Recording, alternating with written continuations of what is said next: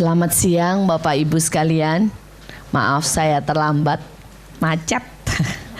Saudara, mari kita buka di dalam Mazmur 84 ayat 1 sampai dengan ayat yang ke-13. Mazmur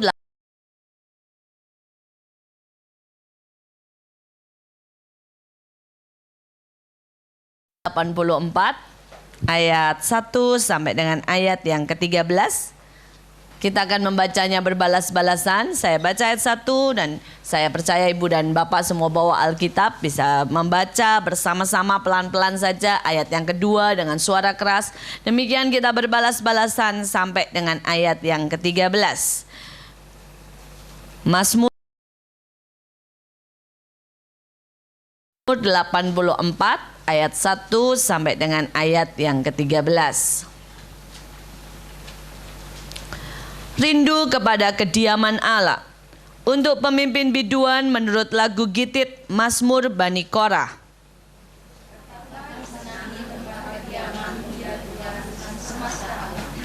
Jiwaku hancur karena merindukan pelataran-pelataran Tuhan. Hatiku dan dagingku bersorak-sorai kepada Allah yang hidup.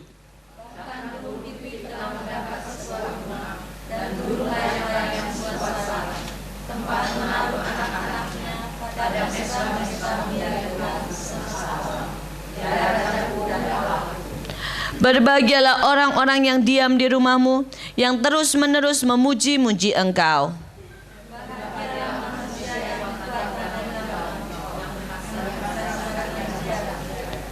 Apabila melintasi lembah Baka, mereka membuatnya menjadi tempat yang bermata air.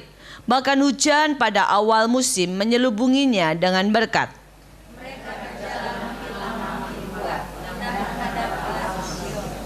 Ya Tuhan, Allah semesta alam, dengarkanlah doaku, pasanglah telinga ya Allah Yakub.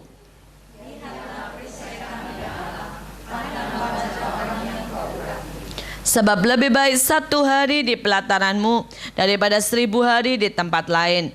Lebih baik berdiri di ambang pintu rumah Allahku daripada diam di kemah-kemah orang fasik.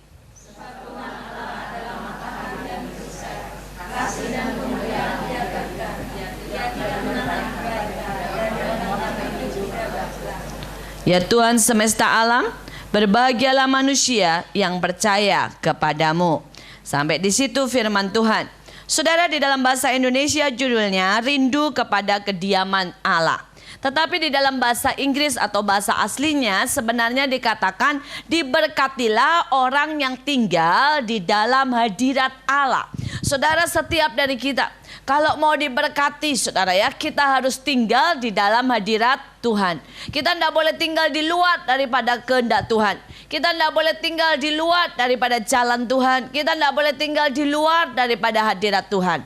Tetapi kalau kita mau diberkati, kita harus tinggal di dalam hadirat Allah. Dan di dalam hadirat Allah, saudara ya, diberkati itu artinya macam-macam. Artinya dapat sukacita, dapat kasih, dapat damai, dapat kesehatan, dapat kekuatan, komplit paketnya. Nah saudara, sekarang bagaimana caranya kita itu bisa masuk dalam hadirat Allah? Karena seringkali saudara, ada banyak orang berkata, ya saya sih mau tinggal dalam hadirat Allah, tetapi bagaimana caranya supaya kita bisa masuk dalam hadirat Allah? Nah saudara, yang pertama dilihat ayat 3, dikatakan jiwaku hancur karena merindukan pelataran-pelataran Tuhan. Saudara, yang pertama Tuhan itu mau kita merindukan Dia. Saudara, kita tidak cuma membutuhkan tapi merindukan. Ada banyak orang saudara ya membutuhkan dokter. Artinya datang ke dokter cuma kalau butuh, kalau lagi sakit ya. Ada orang butuh tukang ya, misalnya butuh tukang buat bersihin ledeng ya. Saudara, itu bukan merindukan kan, kita tidak rindu tukang ledeng kan saudara ya. Tetapi kalau misalnya lagi ledengnya jebol, kita panggil saudara ya, itu cuma kalau kita lagi butuh. Nah banyak orang Kristen ke Tuhan juga begitu, cuma kalau lagi butuh. Kalau lagi ada masalah langsung doa, ya Tuhan tolong berkati saya, sakit loh Tuhan ya. Kalau misalnya lagi butuh uang, Tuhan tolong saya butuh uang. Tapi kalau lagi tidak butuh saudara ya, tidak kelihatan suaranya ya, tidak kelihatan mukanya, tidak kedengeran suaranya. Nah ini saudara menunjukkan bahwa kita cuma membutuhkan tapi tidak merindukan. Nah, yang Tuhan mau kita itu sungguh-sungguh merindukan Dia. Saudara, saya percaya di sini Bapak dan Ibu ya pasti pernah rindu lah, saudara ya. Rindu sama anak, kangen. Rindu sama suami mungkin. Rindu mungkin sama teman-teman lama. Sehingga kadang-kadang kita ngerasa kesepian, demikian juga saya. Saya pernah sekali rindu pada waktu anak saya meninggal. Anak saya yang ketiga meninggal, saudara ya. Setelah kurang lebih ya sebulan dia meninggal. Itu saat saya paling merindukan dia.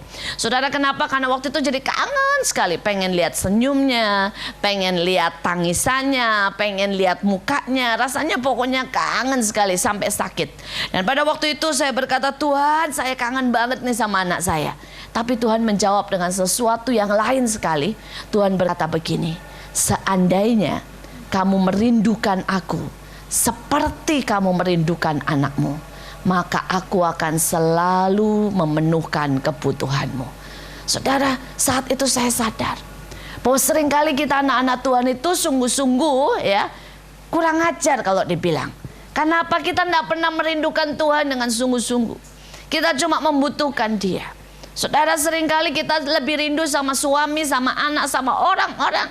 Tapi kita tidak sungguh-sungguh merindukan Tuhan. Karena itu ayatnya berkata, berbahagialah orang yang lapar dan haus akan kebenaran, karena mereka akan dipuaskan. Tetapi kalau orang, saudara, yang tidak lapar dan haus, mereka berkata, biarin aja lah ya, saya tidak butuh, tidak haus, saudara, maka dia tidak bisa dipuaskan. Alkitab berkata orang kenyang akan menginjak-injak madu. Artinya walaupun Tuhan beri yang terbaik, kalau kita ini kenyang, tidak haus, tidak rindu, tidak lapar, saudara, maka itu sebenarnya tidak terlalu berarti. Tetapi kalau kita sungguh-sungguh merindukan, itu seperti magnet besar yang menyedot hadirat Tuhan turun. Saudara, saya pernah datang dalam suatu kebaktian ya, sebagai biasalah, sebagai orang biasa, bukan sebagai hamba Tuhan. Saya duduk di situ, saudara, dalam sebuah kebaktian, dan pada waktu itu yang hamba Tuhan, saudara, yang membawakan firman itu maaf kata ya, menurut saya itu khotbahnya jelek, saudara. Terus kemudian banyak gitu, saudara ya. Pokoknya ndak enak lah, saudara, suasananya itu ndak cos gitu ya, rasanya ndak benar-benar hidup gitu ya. Khotbahnya jelek, bertele-tele, saudara. Kemudian ndak semangat ya, orangnya membawakannya monoton sekali, saudara. Saudara, tetapi ada satu ibu di depan. Saudara, ibu ini baru bertobat. Saudara, dia itu dengerin khotbah ini, mungkin buat dia sudah paling bagus sedunia, ndak tahulah, saudara ya. Tapi saudara, saya lihat ibu ini lapar dan haus, saudara. Sehingga setiap kali hamba Tuhan itu khotbah, dia matanya melotot dan dia bilang yes, amin, yes, amin. Saya mikir dalam hati, ini orang semangat banget sih gitu ya, nggak bagus kok kayak begini, saudara. Nah, kemudian pada waktu didoakan, saudara, ini hamba Tuhan, aduh, saudara ya, aduh, mungkin nggak tahu lah, lagi baru atau bagaimana, saya nggak tahu, saudara. Doanya juga sangat loyo, saudara. Tapi ibu ini berkata, Tuhan, aku terima, aku mau. Saudara, dia rebah sendirian loh, saudara. Nggak ada yang datengin, nggak ada, saudara. Dia rebah sendirian, saudara ya. Dia terima urapan baru. Dan luar biasa, ibu ini sakit kanker, saudara. Dia sembuh seketika. Saudara, saat itu saya sadar bahwa masalahnya bukan cuma di hamba Tuhannya, tapi kepada orang yang lapar dan haus, kepada orang yang merindukan, itu menyedot hadirat Allah, membuat Allah melakukan sesuatu. Amin. Saudara, kadang-kadang kita tidak pernah bisa mendatangkan hadirat Allah karena kita tidak pernah merindukan. Saudara, dan saya mulai makin dibukakan karena saya lihat di Alkitab, Yesus sedang berjalan ke rumah Yairus. Ya, dia mau menyembuhkan anak itu. Dia sama sekali tidak berpikir mana yang sakit ya, yang bisa tak doain. Tapi ada seorang ibu yang sakit pendarahan. Dia lari, dia pegang, saudara, jubah Yesus. Yesus langsung tanya, siapa yang pegang jubahku? Ya, Petrus berkata, semua orang juga pegang kamu, desek-desekan begini. Tapi Yesus berkata, tidak. Ada satu orang yang membuat kuasa itu keluar. Saudara, dan ibu ini berkata, ya. Dan ibu berkata, engkau sudah sembuh. Saudara, kita lihat, pada waktu ada seseorang yang sungguh merindukan, ya, maka saat itu menyedot, saudara, kuasa Allah turun. Itu menyedot berkat. itu menyedot, saudara, banyak perkara bisa terjadi. Saudara lihat Sakius, orang banyak, saudara ya, cari Tuhan. Dan Sakius ini lari mendahului karena badannya pendek, naik di atas pohon. Saudara, ini jenis pohon yang rimbun, yang kalau dia naik di situ orang itu enggak kelihatan, saudara. Dia enggak bodoh, enggak cari pohon yang kelihatan sampai semua orang bilang, iya ada orang tua naik di situ. Enggak, saudara ya. Saudara, dia naik ke pohon yang kira-kira rimbun. Dan orang-orang tidak akan bisa dengan jelas melihat dia, tapi dia bisa ngintip dan dia bisa lihat Yesus. Kalau saudara lihat, begitu Yesus sampai di situ, dia langsung lihat Sakius dan berkata, Sakius turun. Dia tidak nanya, siapa kamu? Enggak. Pada waktu kerinduan itu, saudara, disodorkan kepada Yesus. Sesibuk apapun Yesus, membuat perhatiannya, matanya menoleh kepada kerinduan. Amin. Seberapa kita punya kerinduan, seberapa kita punya sesuatu yang menyedot, sehingga mata Yesus, hati Yesus, wajah Yesus, mau tidak mau akan melihat kepada kita. Kita lihat yang kedua, saudara. Kita lihat yang kedua, dikatakan, saudara, ayat 4 bagian bawah sekali. Ya Allah, ya Rajaku dan Allahku. Saudara, buat seorang raja, buat seorang Allah, maka satu hal yang paling urgent yang harus kita lakukan adalah taat. Saudara, dan ketaatan ini, saudara, sangat dipentingkan, sangat diperlukan, saudara, untuk tinggal dalam hadirat Tuhan. Kalau kita mau tinggal dalam hadirat Tuhan tapi tidak taat, maka otomatis kita sedang bergeser keluar dalam hadirat Tuhan. Saudara, ada banyak orang berkata begini, kenapa sih mesti taat? Ya saya tidak tahu. Tapi taat itu menunjukkan kasih, kata Alkitab. Taat itu menunjukkan penundukan, kata Alkitab. Taat itu menunjukkan percaya, kata Alkitab.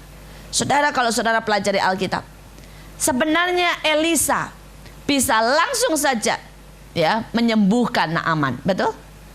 Tapi disuruh mandi dulu 7 kali kan? Lo kenapa sih nggak langsung ditiup aja sembuh? Mesti mandi 7 kali. Nah, Naaman berkata, sungai-sungai di sini tuh kotor, jorok-jorok, lebih bersih di tempatku. Tapi pada waktu dia melakukan, dia sembuh. Kita lihat Yesus.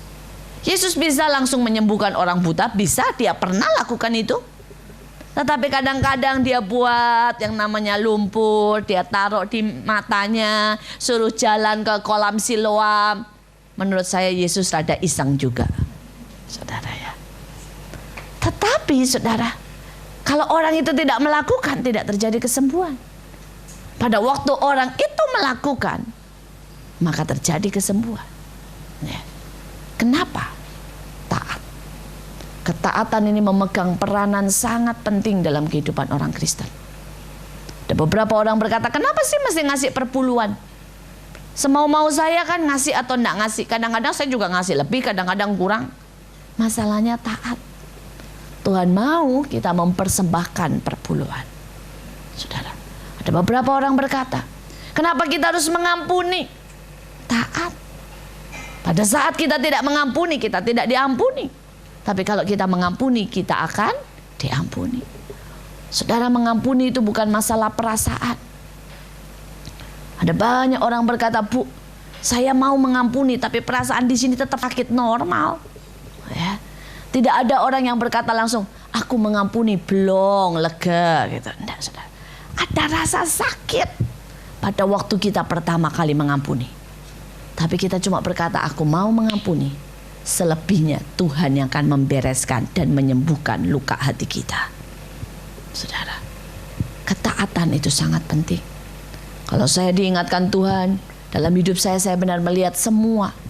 Apa yang saya lakukan dan apa yang hasil yang saya nikmati, itu semua bukan karena kekuatan saya. Saya cuma melihat karena ketaatan. Karena ketaatan.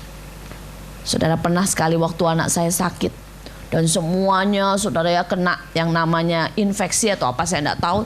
Tapi semuanya itu kayak sariawan saudara, melepuh semua nih. Di dalam itu banyak belasan sampai di leher-leher sini. Saudara dia enggak bisa makan, enggak bisa minum, waktu itu dia masih umur 3 tahun. Dan dokter bilang mesti diinfus, mesti masuk rumah sakit. Tapi waktu saya berdoa Tuhan bilang enggak, beli obat jamur. Dokter bilang ini virus mau dikasih antibiotika, Tuhan bilang enggak, jangan beli itu, beli obat jamur. Saudara saya pergi ke apotek, saya bilang saya mau beli obat jamur buat anak kecil. Dia bilang enggak ada. Adanya obat jamur buat orang dewasa. Tapi saat itu Tuhan bilang beli. Saya beli, saya olesin. Sehari diolesin, besoknya langsung bisa makan. Dalam 3 hari langsung sembuh. Saudara itu seandainya dikasih antibiotik, dikasih macam-macam, mungkin malah seminggu tidak sembuh-sembuh, saudara ya. Saudara, saya cuma melihat bagaimana saya belajar taat, saudara. Saya belajar taat. Yang lebih lucu lagi, saudara, waktu saya habis operasi, beberapa waktu yang lalu, saya operasi kista, saudara. Karena ada kista dan Tuhan suruh saya operasi. Sebelumnya saya tidak taat. Saya tidak pengen operasi, saudara. Dan saya tahu bagi Tuhan itu tidak ada yang mustahil. Apa sih susahnya ya buat Tuhan kan? Sekali sebut hilang langsung. Saudara, jadi pada waktu saya tahu, saudara, sebenarnya saya sudah tahu lama kalau di dalam rahim saya itu ada kista, saudara. Dan kemudian saya berusaha untuk menengkingnya. Ya, padahal saya sudah tanya sama Tuhan. Saya bilang, Tuhan, kenapa sih? Tuhan bilang operasi. Tuhan cuma jawab itu, operasi. Saya bilang tidak mau, saya mau mujizatmu. Saudara, saya tengking itu, saya tengking, saya tumpangin tangan. Setiap kali habis saya tengking, bulan depan saya periksa tambah gede, saudara ya. Dari 3 cm jadi 4 cm. Saya doain lagi, saya tumpang tangan lebih gede lagi jadi 5 cm, saudara. Sampai akhirnya, saudara, kalau saya berdiri itu sakitnya sudah minta ampun sebenarnya. Sampai akhirnya itu menyobek, saudara, saluran daripada indung telur saya, saudara. Karena sampai akhirnya sudah 9 cm, saudara. Ya masih bandel juga, akhirnya sudah hampir-hampir kalau mau khotbah itu keluar keringat dingin karena nahan sakit, saudara. Nah habis itu baru mulai, ya sudahlah, ngalahlah sama Tuhan. Ya karena saya tahu kalau kita itu ngotot tidak bisa, saudara. Tuhan seringkali mau kita taat. Seringkali Tuhan mau taat. Nah sudah saya operasi, saudara. Akhirnya saya operasi 4 hari, saudara. Saya cuti, hari kelima saya sudah khotbah lagi karena jadwal saya penuh, saudara. Dan pada waktu saya mulai khotbah lagi terjadi sesuatu. Jahitan saya 2 cm di paling pinggir itu buka, saudara, yang di luar. Saudara, jadi itu bernanah, saudara, itu bernanah terus kemudian terbuka. Dan saya coba balik ke dokter, dikasih obat, tetap tidak bisa, saudara. Ya itu keluar air terus, saudara. Terus kemudian akhirnya saya sampai udah males ke dokter, saya ngomong begini, ini kenapa sih dok? Dokternya bilang ini, udah deh boiin, pokoknya mesti diem, katanya ya.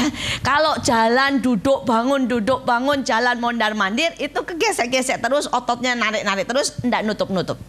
Nah saat itu saya ketawa, kenapa? Karena jadwal saya pergi ke Semarang, saudara. Dan saya khotbah 4 kali. Mau gimana diemnya, saudara ya? Nggak mungkin diem lah. Tapi saya kembali nanya Tuhan, saya bilang, oke Tuhan, saya udah nurut lah operasi. Saya bilang, sekarang ini gimana? Saya bilang, ya ini buka terus 2 cm, gimana? Dan saat itu Tuhan senyum dan berkata, kali ini lakukan saja. Engkau akan lihat bagaimana aku bertindak. Saudara, jadi saya ke Semarang. Dan kalau saudara tahu di gerejanya Pak Petrus Agung, itu kalau pujian saudara tidak bisa diem, saudara ya. Oh nari, loncat, keliling, muter, saudara ya. Nah saudara, saya berkata Tuhan, saya tidak mau ketinggalan lah.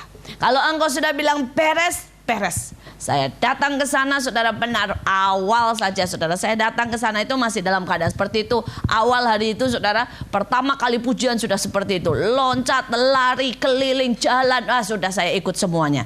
Berlutut, berdiri semuanya. Dan dalam hati saya berpikir begini, tambah parah nih pulang-pulang.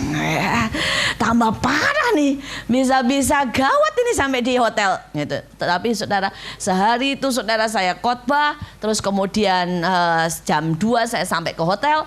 Pada waktu saya sampai ke hotel, saya kaget sekali, saudara. Pagi itu saya masih lihat, itu masih berdarah, itu masih terbuka, saudara. Tapi sampai di hotel itu kering sama sekali, itu nutup sama sekali. Saudara, jadi saya mau berkata bahwa ketaatan itu jauh lebih daripada segala sesuatu yang masuk di otak, saudara. Ya, kalau saudara itu berkata, ya saya mau sembuh pakai cara ini, kalau Tuhan tidak mau, sampai ngotot pun tidak terjadi, saudara. Tapi kalau misalnya kita itu taat walaupun parahnya seperti apa kondisi saudara, Allah bisa sembuhkan dalam seketika. Amin, saudara ya. Itu Tuhan kita. Saya berharap supaya saudara tidak khawatir menghadapi apapun selama kita tinggal dalam ketaatan. Karena selama kita tinggal di dalam ketaatan, Allah bertanggung jawab untuk segala sesuatu. Amin, saudara. Asal kita tinggal dalam ketaatan. Kita lanjutkan, saudara. Kita lihat, saudara, ayat yang kelima. Berbahagialah orang-orang yang diam di rumahmu, yang terus-menerus memuji-muji engkau. Saudara, yang ketiga, untuk kita bisa ada di dalam hadirat Allah, kita harus memuji-muji Tuhan. Alkitab berkata Tuhan hadir di atas pujian umatnya. Saudara, memuji itu tidak usah selalu nyanyi. Memuji itu bisa dari dalam hati. Memuji itu bisa dengan saudara kata-kata. Memuji itu bisa dengan sikap berlutut, mengangkat tangan. Tetapi satu hal, hati kita ini perlu penuh dengan pujian. Ya, ada orang yang hatinya itu penuh dengan omelan. Hidup kok kayak begini ya, berat, macet lagi, capek bawa firman. Ya, kalau misalnya ini namanya keluh, terus keluarnya keluhan, saudara. Ya, itu Tuhan bilang, aduh, enggak betah aku tinggal begini. Ya. Ada juga yang terus hatinya itu penuh dengan pemberontakan. Kenapa sih Tuhan kok begitu? Ya, Tuhan itu tidak sayang sama aku. Lihat orang lain diberkati, saya tidak diberkati. Lihat saya sudah tua, tambah rematik lagi. Aduh, Tuhan itu memang tidak dengar doa saya. Ya, ini hati yang penuh dengan pemberontakan. Ya. Ada hati yang penuh dengan keluhan. Ada hati yang penuh dengan pemberontakan. Ada hati yang penuh dengan benci. Ya, lihat orang, aduh, saya tidak suka sama orang itu. Orang itu kenapa sih? Ya, kok cerewetnya kayak begitu? Yang itu kenapa sih sombongnya minta ampun? Pokoknya semua orang, saudara ya, ada kritiknya, ada tidak sukanya. Ya, Tuhan tidak suka. Saudara, itu membuat Tuhan tidak betah tinggal di situ. Kalau saudara mau tinggal dalam hadirat Allah, biar hatimu itu penuh dengan pujian. Amin. Ya. Saudara harus bisa memuji dalam segala hal. Kadang-kadang kita lupa. Kita lupa memuji untuk kesehatan. Kita lupa muji, saudara ya, kita masih bisa jalan-jalan, bisa makan. Bahkan kita lupa ya untuk bisa memuji Tuhan karena kita bisa bersuara, kita bisa merasakan. Ya, saya baru lihat satu kesaksian di Afrika itu, saudara, tidak tahu karena apa, karena penyakit atau karena udara atau karena virus, saudara. Bisa ada banyak banget, hampir 30% itu tidak bisa mencium dan tidak bisa merasakan. Jadi tidak bisa, bau apapun buat mereka sama aja, saudara, tidak bisa mencium. Dan kemudian mereka juga tidak bisa rasain asin, manis atau apapun, mereka tidak bisa rasakan, saudara. Buat mereka sama saja. Saudara bayangkan, kita itu bisa mencium, kita bisa merasakan. Itu adalah satu anugerah. Ya, itu satu anugerah. Mari saudara, terus punya hati yang memuji. Coba lihat suami kita ya. Terus kemudian cari hal-hal yang baik yang bisa untuk dipuji. Lihat anak kita, coba cari hal yang baik yang bisa untuk dipuji. Lihat persekutuan, lihat apa hari ini yang Tuhan kerjakan buat kita. Cari hal yang baik yang kita bisa untuk memuji Tuhan. Kalau hati kita penuh dengan pujian, maka Allah hadir di situ. Maka Allah hadir di situ.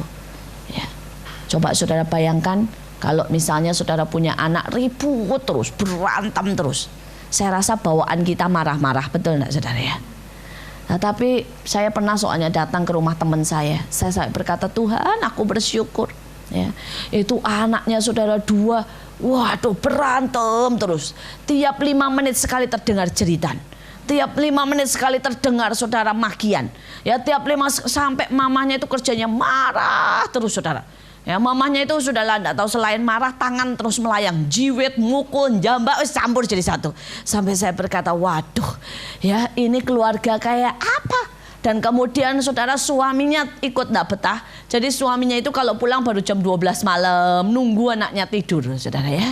Katanya sih alasannya ya kerja lah, alasannya lobbying lah, alasannya ke karaoke. Tapi karena suasana rumah itu panasnya minta ampun, saudara.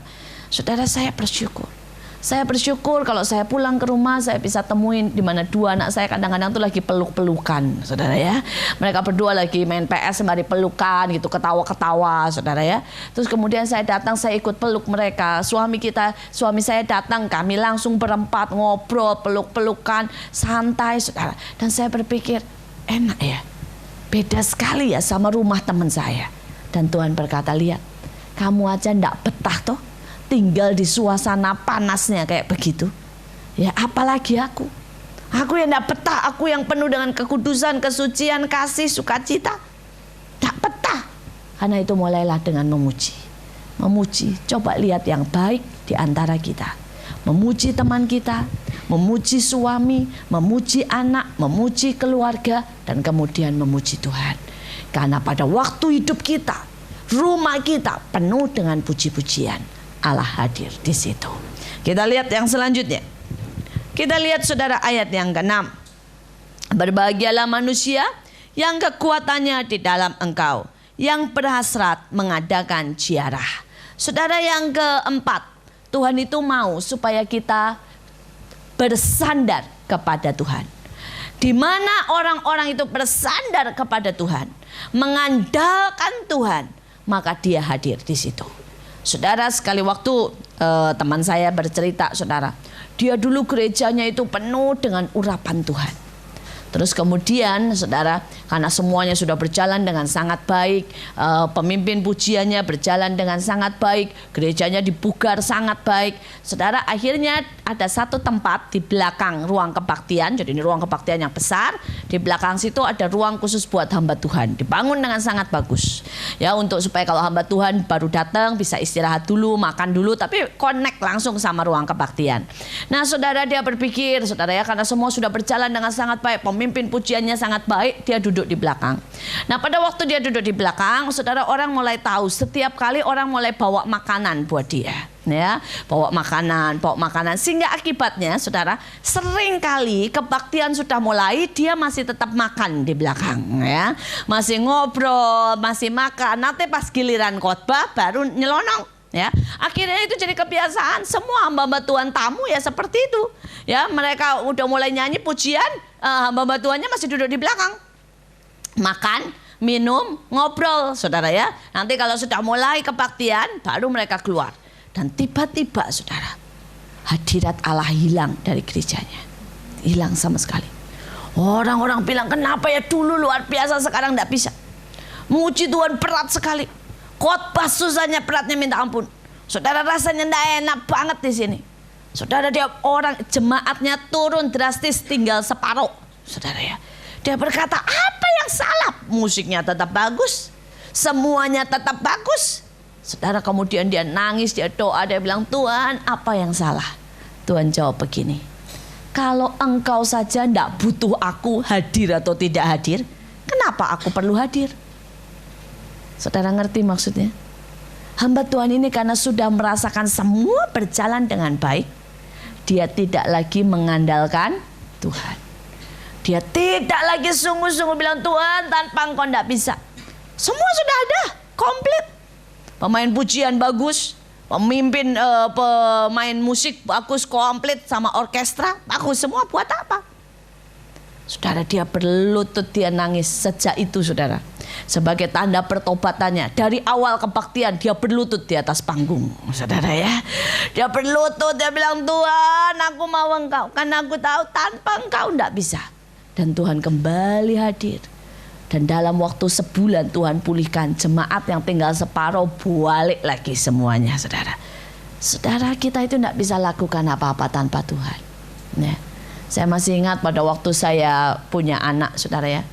Dan anak pertama, saudara, saya pikir saya bisa melakukan tanpa Tuhan, tanpa sadar loh, saudara itu. Ya, saya tahu semua teori, saya baca buku, saudara. Dan kemudian saya mulai mengajarkan semua yang terbaik buat anak saya.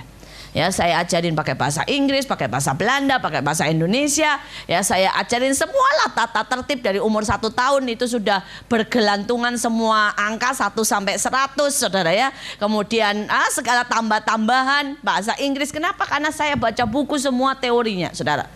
Tapi kemudian anak saya tidak bicara 1 kata pun sampai umur 3 tahun. Mama papa aja tidak bicara, saudara. Ya, mama papa tidak bicara. Saudara, ditanya apapun nunjuk tapi tidak ada suara, saudara. Ya, dibawa ke dokter, telinganya oke, tapi tidak mengeluarkan suara, saudara. Sampai umur 3 tahun. Anak lain sudah teriak, "Mapa, makan ini." Tidak ngomong sama sekali.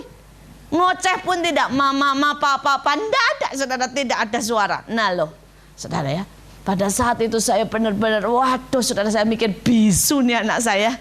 Nggak tahu gimana nih, ada yang salah dengan anak saya. Saya mulai nangis doa.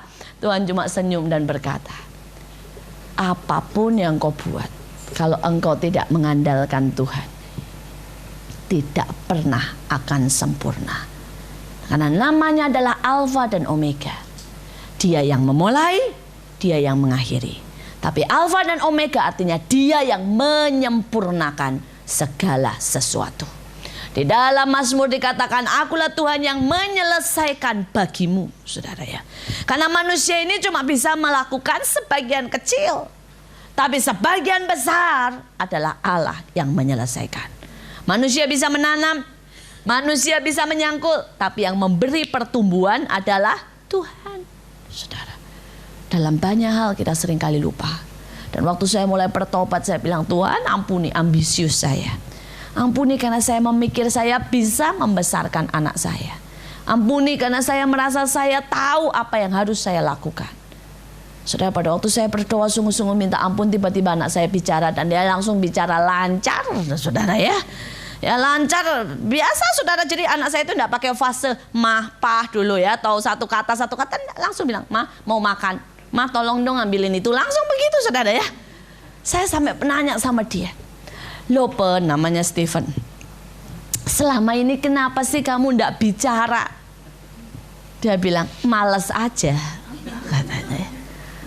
Coba saudara, tiba-tiba tidak tahu dari mana dia malas saja saudara ngomong. Jadi dia tidak bicara selama 3 tahun tidak bicara. Tapi sih sampai saat ini saudara ya, dia sudah 2 kali memenangkan piala. Terdiam di kelas, saya senyum, dia bilang ini, itu sih tidak usah dikasih piala, saya sudah tahu, saudara ya. Ya karena memang sampai sekarang anaknya memang seperti itu, saudara. Dia bicara kalau penting, saudara. Tetapi saudara, saya benar-benar kaget dulu, benar-benar takut saudara untuk dia tidak berbicara. Saya pikir bagaimana mungkin kalau tidak melatih otot-ototnya, mulutnya untuk berbicara, bisa bicara. Tapi sungguh saya lihat itu anugerah Tuhan, itu anugerah Tuhan. Kemarin gurunya pun ketemu saya dan godain anak saya. Anak saya kan kalau di rumah itu sekarang rame, saudara, bawel, saudara ya. Kalau di rumah itu lari-lari, teriak, ngomong, terus gurunya ngomong begini. Pas kemarin gurunya ke rumah, dia ngomong gini, "Kenapa sih kalau di kelas tidak pernah keluar dari bangku?" Jadi kalau di kelas itu duduk di bangkunya ya sudah di situ terus, saudara ya. Terus katanya, kecuali kalau gurunya suruh. Terus katanya, "Kenapa sih kalau di sekolah kok tiba-tiba kehilangan suara?" Terus gurunya nanya, "Bu, kalau doa itu kalau saya suruh nulis, jadi kalau suruh nulis doa bisa panjang, bagus kayak mamahnya. Tapi begitu disuruh di depan, Bu, hilang suaranya," katanya. Dia tanya, "Kenapa sih, Bu, nyanyi juga hilang suaranya?" Ya ngomong, saya juga nggak tahu, Bu, saya sudah menyerah, memang begitu anaknya. Ya, saya cuma tahu satu hal, Allah lah yang menyempurnakan. Saudara, kalau saudara lihat anak saya itu, saudara bisa tidak mengerti loh. Dia bukan tidak pede, saudara. Mungkin ada anak yang gitu karena minder, ya kan? Ini enggak, dia tahu kok dia bisa, saudara. Dia bukan tidak pede. Saudara, dia juga bisa berdoa. Dia bisa nyanyi itu lagu semua apal, saudara. Tapi begitu dia tidak mau, saudara ya, suaranya hilang.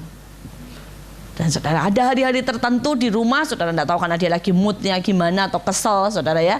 Itu mau saya tanya, adiknya tanya, papanya nanya, jawabnya itu, saudara ya.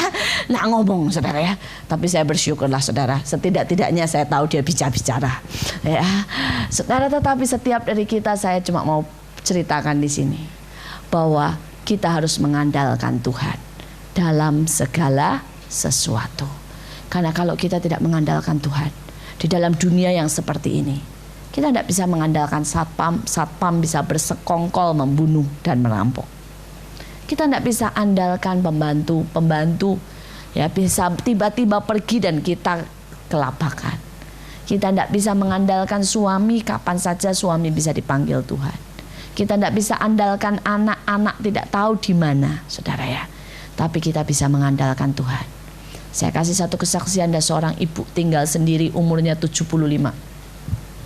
Pada waktu dia tinggal sendiri pagi-pagi, saudara, dia bangun itu tiba-tiba dia merasakan lumpuh separuh.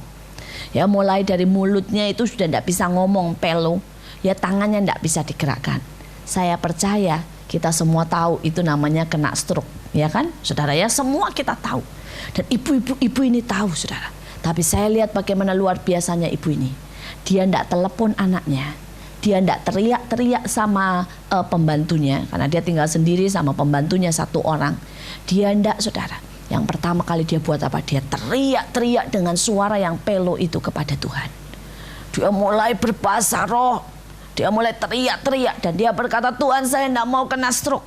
Engkau sembuhkan saya atau bawa saya pulang. Saudara, dia mulai teriak-teriak, dia berbahasa roh, dia nyanyi. Dia berusaha untuk duduk, angkat tangan, menyembah Tuhan. Saudara, 1 jam. Tiba-tiba dia merasakan Tuhan menjamah dia. Ada satu aliran seperti aliran listrik menyentuh dia. Mulutnya lepas berbahasa roh kembali, tangannya digerakkan kembali. Dia pergi ke gereja, dia berkata, Tuhan menyembuhkan saya. Saudara, ini orang mengandalkan Tuhan. Dia tahu yang pertama kali dia harus cari itu bukan dokter. Yang pertama kali dia cari bukan, saudara ya, kepada manusia. Tapi dia tahu yang pertama kali dia cari itu harus Tuhan. Saudara, dan biar ini ada dalam hidup kita. Pertama kali yang kita cari bukan yang lain kecuali Tuhan. Saudara, dan dikatakan yang hendak mengadakan ziarah. Apa ini? Saudara, setiap anak Tuhan itu kita harus punya perjalanan bersama Tuhan. Ziarah di sini itu artinya perjalanan iman, saudara ya. Setiap anak Tuhan itu harus punya pengalaman dengan Tuhan. Kalau ditanya siapa mau ngasih kesaksian, harus ada kesaksian. Kalau anak Tuhan tidak ada kesaksian, kalau anak Tuhan tidak ada pengalaman dengan Tuhan, kita cuma dari kata orang dengar suara Tuhan, ya, atau dengar, saudara, keajaiban Tuhan, maka ada sesuatu yang salah.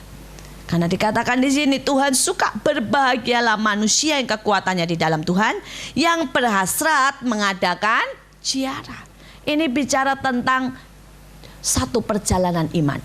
Di dalam bahasa aslinya itu dikatakan petualangan bersama Tuhan. Jadi intinya itu artinya berpetualang bersama Tuhan, saudara ya. Satu perjalanan bersama Tuhan, menikmati banyak hal bersama Tuhan. Nah, saudara, kita harus belajar untuk menikmati banyak hal bersama Tuhan, saudara ya. Mulai berkata, Tuhan, bawa aku dalam pengalaman yang lebih lagi bersama Engkau. Bawa aku di dalam kesaksian, bawa aku di dalam tantangan, asal ada Engkau di situ yang membantu menyelesaikan. Amin, saudara ya. Jangan selalu bilang, Tuhan, aduh, aku enggak mau lah ngalamin macam-macam, gitu ya. Aku enggak mau, aku takut, gitu, saudara. Tapi kita harus berkata, Tuhan, kalau itu baik buat aku, enggak apa-apa aku ngalamin. Asal aku bisa merasakan keajaiban-Mu, ya, kehebatan-Mu, kebaikan-Mu, sukacitamu, damai-Mu. Ya, di dalam albumnya Jeffrey S. Chandra berkata, dia mendapat sebuah penglihatan di mana dia naik perahu, tetapi perahu itu masih di darat dan talinya juga masih diikat. Kemudian Tuhan berkata, potong tali itu dan mari berlayar dengan aku. Tuhan berkata begitu. Dia berkata, enggak Tuhan, biarkan aku di sini saja. Kapan aku mau ke darat, aku bisa ke darat. Dan di sini adalah tempat yang paling aman. Tapi kemudian Tuhan berkata, tapi di situ engkau tidak pernah lihat aku meredakan badai. Tapi di situ kamu tidak pernah kemana-mana. Tapi di situ kamu tidak pernah mencapai apa yang aku ingin engkau capai. Tuhan berkata, potong. Walaupun mungkin engkau menghadapi badai, mungkin engkau menghadapi kegelapan lautan, mungkin engkau tidak bisa dengan mudah ke darat, tapi engkau akan melihat bagaimana aku menuntun engkau, bagaimana aku menjadi nahkodamu, bagaimana aku meredakan setiap badai, bagaimana aku menjadi penerang dalam hidupmu, bagaimana aku membawa engkau sampai ke tujuanmu. Saudara, dan biar setiap kita berani berkata, Tuhan, bawa aku berjalan bersama engkau, melewati segala perkara. Ya, beranikan kita untuk memotong dan berkata, oke Tuhan, Aku tinggalkan zona nyamanku. Aku tinggalkan ketakutanku. Aku mau pegang erat-erat Engkau. Bawa aku kemana Engkau mau aku pergi. Kita lanjutkan. Kita lihat saudara ayat yang ke-7. Apabila melintasi lembah Baka, mereka membuatnya menjadi tempat yang bermata air. Saudara, lembah Baka di Israel itu lembah yang kering kerontang, saudara. Ya, tetapi dikatakan di situ akan berubah menjadi mata air. Saudara, kadang-kadang Tuhan membawa kita melewati tempat-tempat yang kering, masalah-masalah. Tetapi justru di dalam masalah-masalah itu kita akan melihat kemuliaan Tuhan. Kita akan berubah menjadi mata air.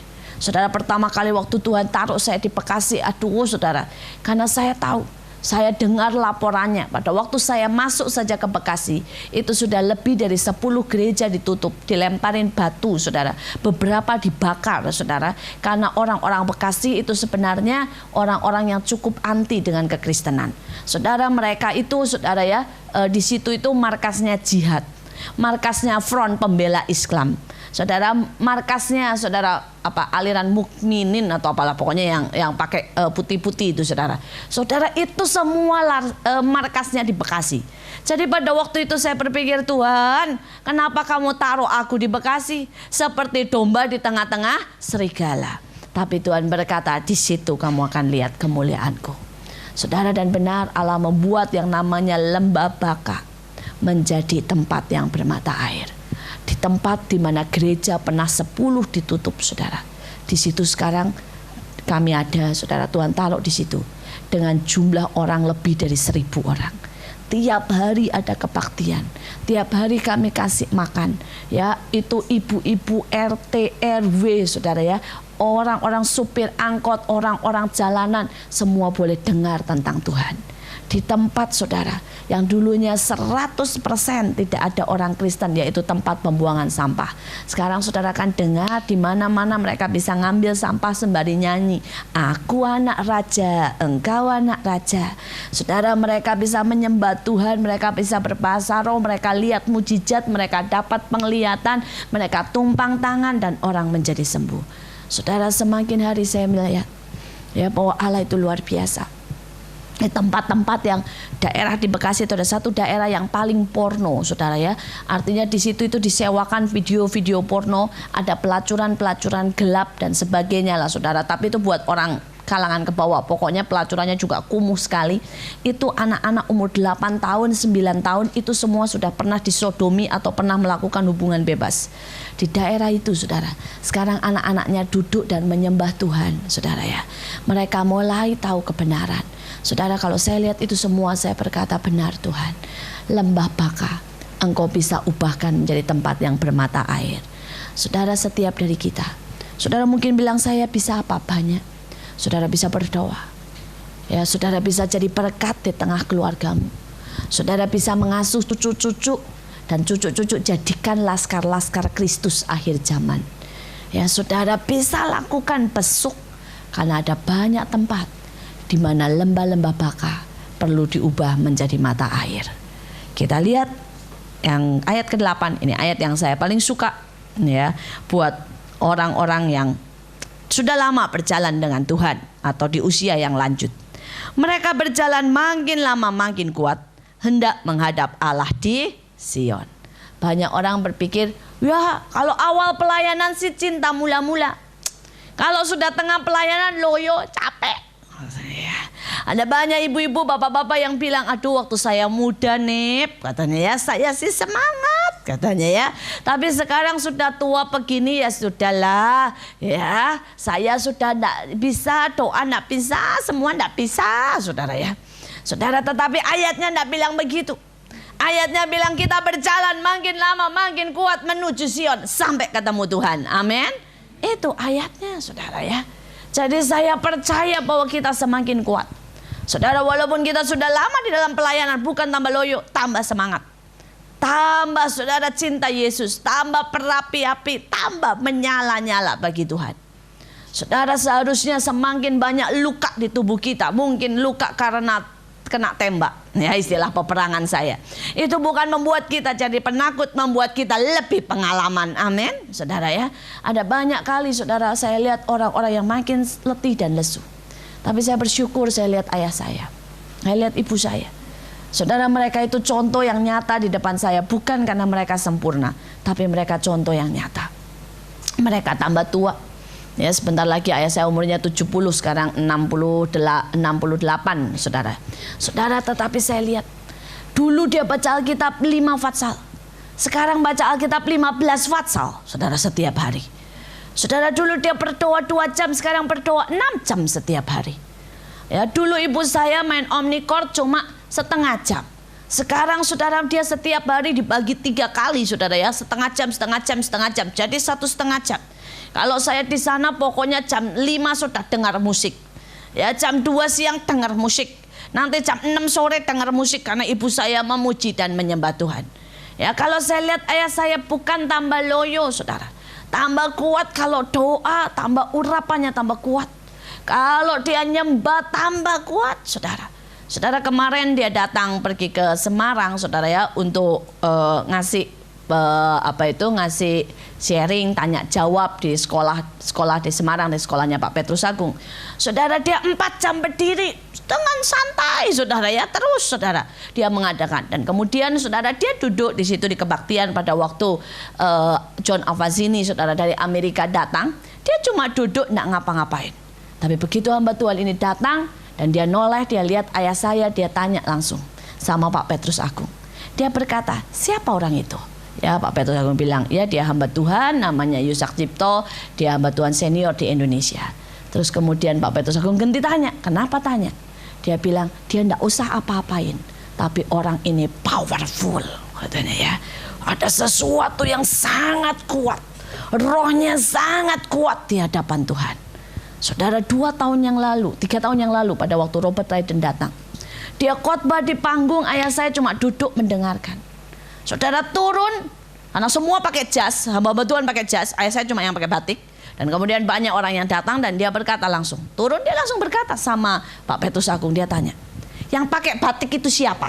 Katanya. Terus Pak Petrus Agung bilang, Pak Yusak, kenapa? Dia bilang, orang itu sangat dihargai Tuhan, sangat dihormati Tuhan. Itu orang powerful, ya, sesuatu rohnya luar biasa kuatnya. Saudara, enggak ngapa-ngapain loh, enggak teriak, saudara ya, enggak doa. Kalau sudah tahu gaya ayah saya kan diem begitu, saudara ya. Saudara, tetapi kalau orang itu tambah lama di dalam Tuhan, dia harus tambah kuat, amin. Dan siapapun akan bisa melihat, ya, hamba-hamba Tuhan akan langsung seperti magnet berkata, ada sesuatu yang lebih kuat dari saya di sini, gitu ya. Saudara, saya masih ingat pada waktu tahun 70-an atau tahun berapa, saya masih ingat itu. Waktu itu ada hamba Tuhan Charles Dos datang. Dia hamba Tuhan dan kemudian di Bandung dia mendoakan semua orang dan kemudian Tuhan berkata sama ayah saya, kamu minta didoakan. Ayah saya datang ke depan, minta didoakan, saudara ya. Kemudian ayah saya bahkan Tuhan berkata suruh berlutut, jadi ayah saya berlutut. Pada waktu ayah saya berlutut, Bapak Charles Dos langsung berlutut, saudara. Dia berkata salah, katanya ya. Seharusnya kamu doakan saya, katanya ya. Ada sesuatu yang salah, dia bilang. Terus ayah saya bilang, memangnya kenapa? Yang dari kamu mengalir jauh lebih kuat daripada yang dari saya mengalir, saudara. Nah, saudara, kenapa?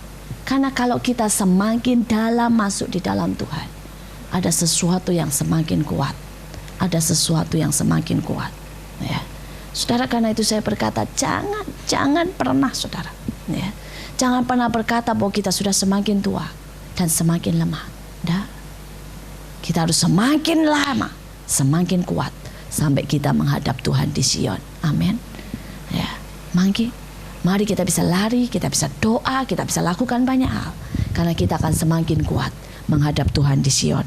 Dan saya akan tutup dengan ayat 12. Sebab Tuhan Allah adalah matahari dan perisai, kasih dan kemuliaan Ia berikan. Ia tidak menahan kebaikan dari orang yang hidup tidak bercela. Saudara, kita lihat Tuhan adalah matahari, artinya sumber segala-galanya. Dia adalah perisai, artinya perlindungan kita. Ya, dia adalah kasih, artinya sumber keperluan secara jiwani kita, kasih kita. Dan dia juga kemuliaan, artinya memberikan semuanya, saudara. Berkat ekonomi, saudara, ya, keberhasilan. Dia juga tidak menahan kebaikan. Artinya dia memberi yang terbaik buat kita.